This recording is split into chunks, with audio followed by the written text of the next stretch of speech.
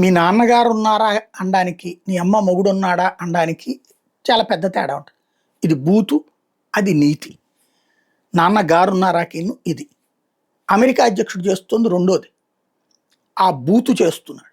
దాంతో నీతి కావాలని కోరుకుంటున్నటువంటి దేశాలు తిరగబడుతుంటే బ్రిక్స్ దానికి నాయకత్వం వహిస్తుందా? ప్రస్తుతానికైతే అధికారిక హడావిడి ఏం లేదు. కానీ కూల్గా చేస్తున్న పని ఏంటంటే, ఇప్పుడు భారతదేశమే కీ రోల్.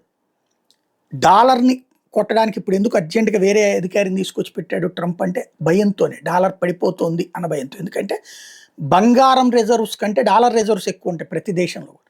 ఇప్పుడు నిన్ననే చెప్పుకున్నాం, 3.5 ట్రిలియన్ డాలర్లు ఉంటే ప్రపంచవ్యాప్తంగా వివిధ దేశాల్లో 5 ట్రిలియన్ డాలర్ల బంగారానికి చేరింది విదేశాల రిజర్వ్ బ్యాంకులు.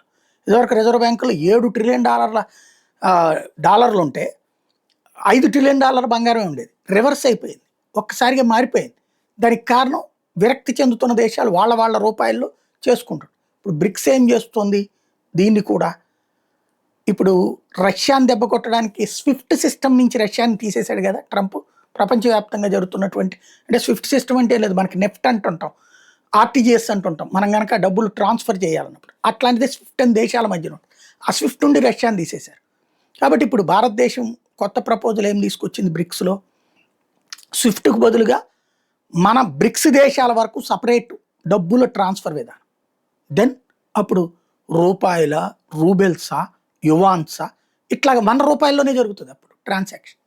దెన్ డాలర్ మీద అదొక ప్రెషర్.